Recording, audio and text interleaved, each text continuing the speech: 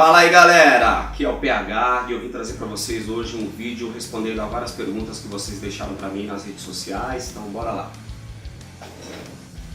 Igor Oliveira perguntou assim: como e quando você decidiu levar os desenhos a sério?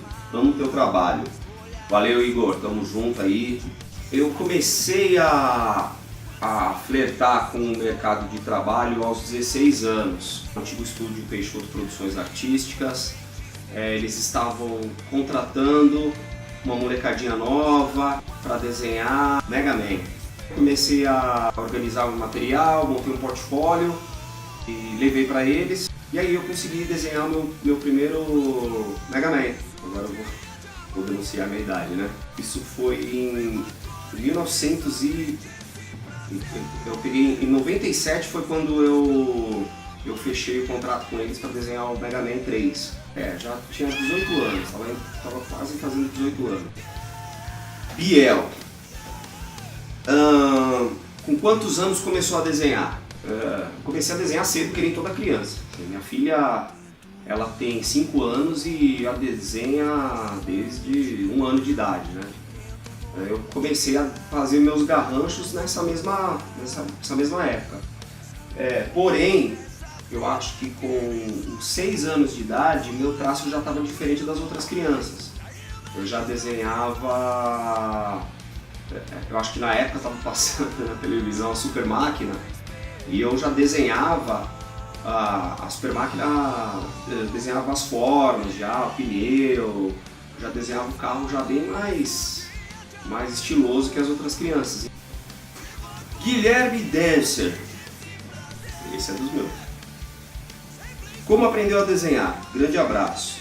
Eu, como era uma criança muito quieta e introvertida, eu gostava de ficar em casa desenhando, rabiscando, então talvez isso tenha facilitado um pouco que eu desenvolvesse mais, que eu desenvolvesse minhas habilidades de desenho antes das outras crianças, né?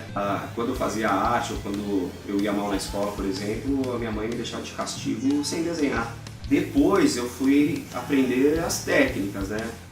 Eu tive a oportunidade de aprender com alguns mestres da área, né, do quadrinho, como Cleves Júnior, porque eu trabalhei na Impacto Quadrinhos, que hoje mudou de nome e chama Instituto HQ.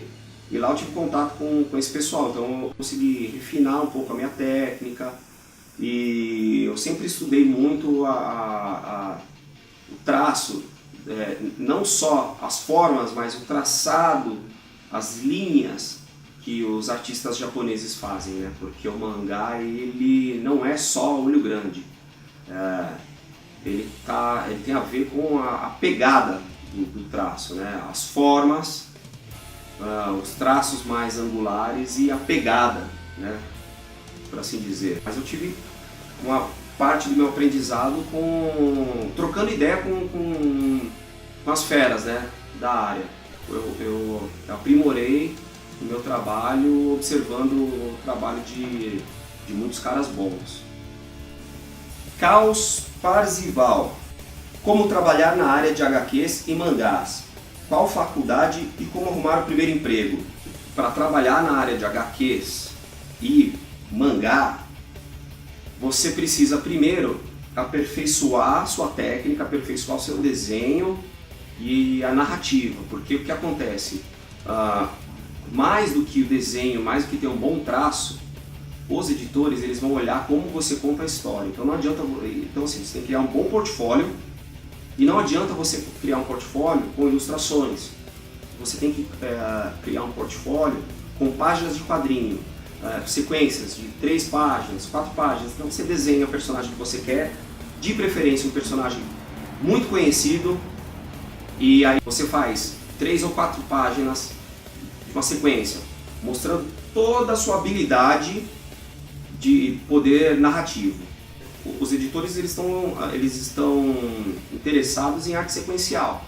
Não vai adiantar você meter pinar do personagem fazendo pose, que eles odeiam isso.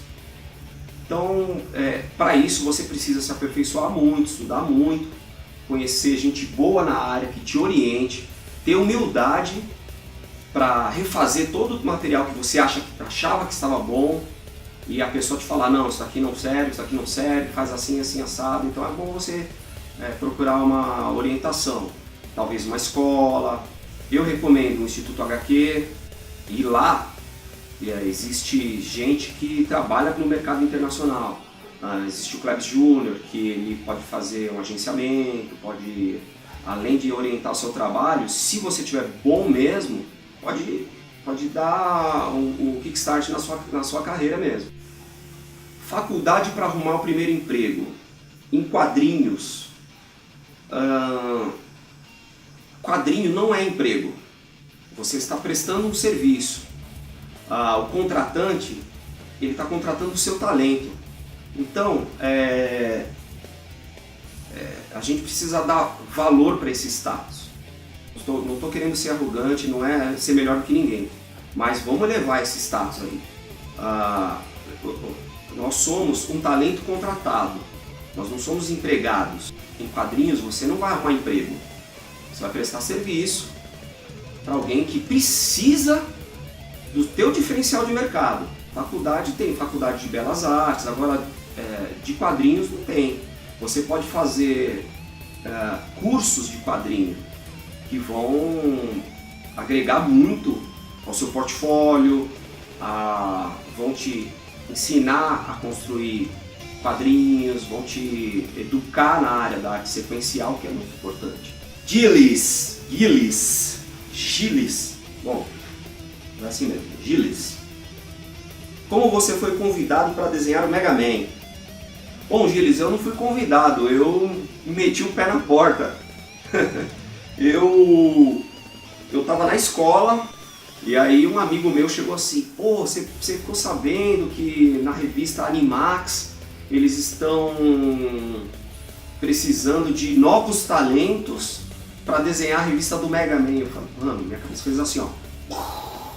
Mega Man? Meu, eu era fã de Mega Man desde o Mega Man 2, desde o 89, eu acho que eu joguei o Mega Man num display, numa cabine que eles estavam promovendo, acho que eles estavam promovendo no Shopping Center Norte, e eles estavam com uma cabine que tinha Contra, só delícia, Contra, Mega Man 2, Castlevania e mais alguns outros aí, que eram títulos bons, mas esses daí, cara, pra um garotinho que nem eu, né? E desde então eu me apaixonei por Mega Man. E aí eu pensei, caraca, meu, essa é a minha chance, né? Fiz algumas ilustrações do Mega Man, que eu já desenhava brincando, né? Já tentava imitar aquele traço do Keiji Inafune, né? Do Mega Man, com aquele olhinho bem, eu tentava fazer igualzinho, né? Mandei pro Peixoto e ele me chamou.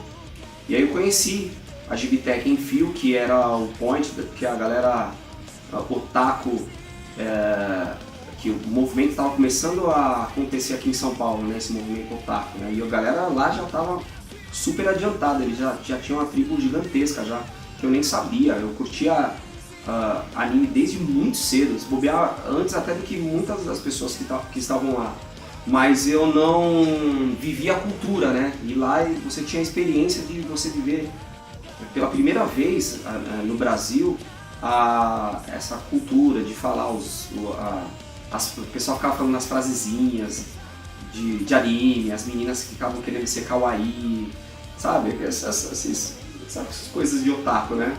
Começou a surgir aí. E aí então eu fiz a capa do Mega Man 1, do Daniel HDR e do pessoal lá do sul, do estúdio Deadline. Eu fiz o meu Mega Man, que foi o 3, todo feito arte final em caneta Bic e colorido com lápis de cor, aquarelável, da Faber-Castell. E aí depois disso eu fiz o lettering do Mega Man da Erika Wano e ficou uma beleza, ó.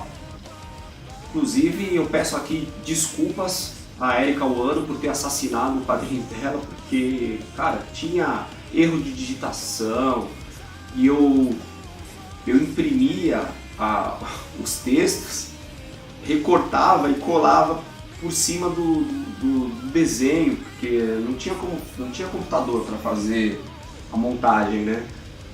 Então, mas o mais legal disso tudo é que, embora o Mega Man não seja conhecido aqui no Brasil, o nosso Mega Man, ele é conhecido internacionalmente e ele está virando uma febre, cara, incontrolável, e por todos os motivos errados. Ele virou um ícone trash dos quadrinhos e eles riem, cara, e eles se perguntam como a Capcom permitiu que isso fosse feito, o que tem na cabeça dos brasileiros, e a gente virou mito. Então, para eles é muito curioso. Então, eu já tive a oportunidade de conversar com muitos deles sobre o assunto e explicar como foi todo esse processo. E, cara, isso é motivo de risada e não tem jeito, cara. O fogo está se espalhando e ele é cada vez mais reconhecido lá fora. Maruceiro, como você faz para ter e manter esse corpo em forma com sua jornada de trabalho? Qual a sua rotina de exercícios? Em 2013, eu cheguei no auge da minha má forma física. Eu estava com sobrepeso, a minha filha tinha acabado de nascer e eu não tinha disposição para nada, não tinha disposição para brincar com ela, eu me arrastava pela casa. E eu resolvi dar um basta nisso. A minha esposa, ela me orientou a fazer uma dieta. Comecei a intensificar meus treinos e encarar como prioridade no meu dia. Tão prioritário quanto o meu trabalho. Isso daqui significa Muay Thai em tailandês. Para você ver a força que isso teve na minha vida. Eu tatuei até aqui no meu pescoço. E aí eu comecei a secar, ficar muito magro e aí encaixou tudo. Dieta, Muay Thai, musculação, suplementação. No começo desse ano eu competi, treino no CT Alô Popeye, São Caetano, melhor CT de São Caetano, e é isso aí. Bruno da Silva Martins, considerando que o mercado de quadrinhos em mangá é muito competitivo, o que você recomendaria para quem está começando a desenvolver algum projeto nessa área? É possível publicar e divulgar apenas com trabalho autônomo? É possível sim, só que assim, você precisa saber muito bem o que você quer fazer nessa área. Se você quer desenhar quadrinho para uma editora, você quer trabalhar com propriedades intelectuais de terceiros, ou se você quer fazer a sua própria parada, seus próprios personagens e lançar. O mercado, ele realmente é muito competitivo, mas em todos os setores ele é competitivo, né? Então, o que acontece? Para você ser bom em qualquer coisa que você esteja vendendo, né? Se você está vendendo o seu talento, se você está vendendo um produto, você precisa ter um diferencial de mercado. Isso daí é uma estratégia básica de qualquer área. É possível, você precisa desenvolver bastante a sua habilidade, narrativa, principalmente conseguir comunicar aquilo que você quer. Porque o desenho independente, ele também não precisa ser bonito, ele precisa ser legal, precisa ser visceral. E você precisa ter mais, o que é mais necessário é você ter uma habilidade de contar a história através do seu desenho. E não do seu desenho ser um padrãozinho, entendeu? Depois disso, você vai fazer uma divulgação, você vai achando seu nicho, você vai achando as pessoas, tentando se conectar com as pessoas que dão importância para aquilo que você quer comunicar. E aí vai acontecendo de forma orgânica mesmo. Rubens Fernando Carvalho de Oliveira, já contou como foi sua profissionalização numa época em que internet, técnicas e material de quadrinho profissional não eram tão difundidos e publicar mangá na gringa, mesmo com caras como Marcelo Campos ou Deodato já desbravando essa área, era quase um devaneio? Olha, boa pergunta, Rubens. Eu não me profissionalizei nessa época, na época desses caras. Nessa época eu estava brincando de desenhar. Na verdade eu sou mais novo do que eles, né? Eles deviam ter nessa época uns 25 anos e eu devia ter uns 16. Bom, então excluindo o Mega Man, que foi só um treino, minha profissionalização se deu na Yabu Media, onde eu aprendi tudo com o Fábio Yabu, que é meu grande amigo, meu grande professor. Ele me ensinou a animar, me ensinou a mexer nos melhores softwares que tinham naquela época. Eu aprendi a mexer em mesa digitalizadora, que ele já tinha no escritório. A gente trabalhava num escritório, gigantesco, cara, no 21º andar, de um prédio lá da Faria Lima, que parecia a OCP, manja aquele prédio no Robocop? Cara, assim, a minha profissionalização foi um sonho para mim. E de lá para cá, eu trouxe todo esse conhecimento. Então eu publiquei meu primeiro quadrinho internacional em 2005, que foi o Meat Waters, pela Top Call, e que eu consegui através do Klebs Jr., que era meu agente, do Instituto HQ, e aí depois Hard Boys, Power Rangers e tal. Então todo esse conhecimento que eu apliquei nesses quadrinhos foi adquirido ali. Miserável, vamos lá. Elton Borges Mesquita. Se pudesse desenhar algum personagem oficialmente, qual seria? Uma personagem e um personagem. Cara, Mega Man. Eu daria tudo para ter a chance de fazer um Mega Man bem feito. Daorinha, filé. E uma personagem, Samus. Perfeito, né? Linkiel Red Link. Tem algum personagem de Solsticeville que você mais se identifica? Olha, é difícil, porque tem muitas partes de mim lá, né? Inclusive partes ruins que eu empresto pro Rafa, que elas são potencializadas, né? Em prol da comédia. E então, assim, tem um pouquinho de cada, né? Eu tenho identificação, obviamente, com o Lip, mas o Lip ele tem que funcionar de um jeito, né? E, assim, ele é muito pacato, ele é muito introvertido, ele é meio depressivo, e eu sou o contrário, né? Eu sou extrovertido, pelo menos agora, né? Eu sou alegre, então, assim, o Lip, eu tenho muita identificação com ele, mas ele é um pouco o oposto de mim, né? Ítalo Sub. Você tem intenção de fazer alguns heróis brasileiros? Eu adoro as suas HQs, continuem assim. Valeu, Ítalo. Muito obrigado, cara. Obrigado pelo apoio mesmo. Olha, se você estiver falando herói no sentido amplo da palavra, eu já estou fazendo, né? Porque herói nada mais é que o protagonista da história. E eles são brasileiros, né? Os personagens do Solsticeville, eles nos representam.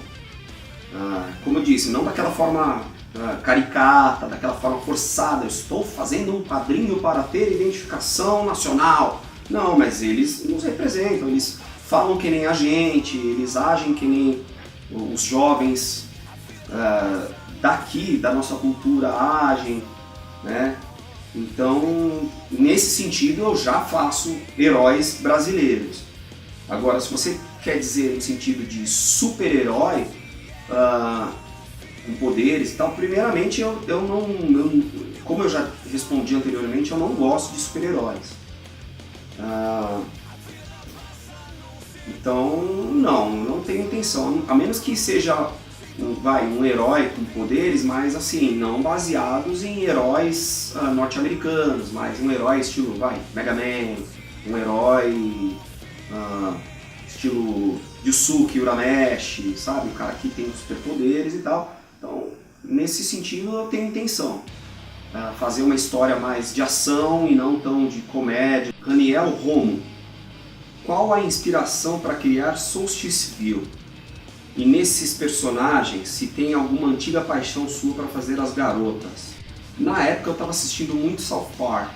Nessa época aí, acho que 2013, 2014, eu estava assistindo muito, tava pirando assim. E as novas temporadas estavam uma coisa bem doida mesmo. Assim, o South Park começou a se levar um pouco mais a sério. E eu comecei a reassistir também Furikuri, que foi um desenho que me impactou muito nos anos 2000.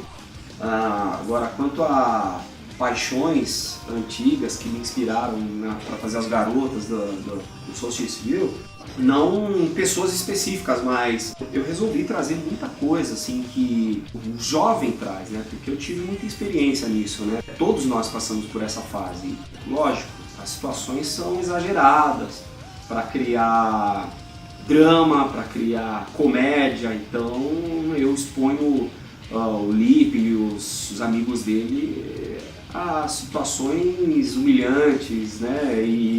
E essa que é a graça, né? Uma comédia meio estilo Porcs. A última pergunta de Luísa Ângela Claro Beta. Como faço para me motivar a trabalhar na área da nona arte? Como fazer para se inspirar? É sempre visualizar aquilo que você quer fazer, visualizar o seu projeto e estipular pequenas metas para você ir vencendo até você chegar no objetivo final. E se você quiser trabalhar com quadrinhos e desenhar para os outros, você precisa aperfeiçoar muito o seu traço. Se for trabalhar para a sua própria obra, para comunicar uma ideia, para se expressar através da sua obra, você precisa desenhar também. Você precisa ter uma boa narrativa, e o quadrinho indie, o legal do quadrinho indie é isso, você pode ter qualquer traço. Não precisa ter um traço super polido, um traço maravilhoso de anime. Você pode ter um traço bem cartoon, ou um traço bem rabiscado, depende do tom que você quer passar para a sua obra, né? Então o trabalho indie ele facilita muito esse lado. Bom, galera, muito obrigado pelas perguntas, eu espero que vocês tenham aproveitado bem as respostas aí. E esse é um formato que eu vou sempre trazer para vocês também, junto com o conteúdo didático, junto com as animações que eu faço, com as aulas de desenho. Vocês fiquem à vontade para me perguntar qualquer coisa, não precisa ser só quando eu anuncio. Vocês podem me mandar pergunta, eu vou catando aqui e ali as mais interessantes para responder para vocês da melhor forma. Beleza? É isso aí, valeu. Não se esqueçam de curtir o vídeo, compartilhar, certo? E valeu pela força, é nóis!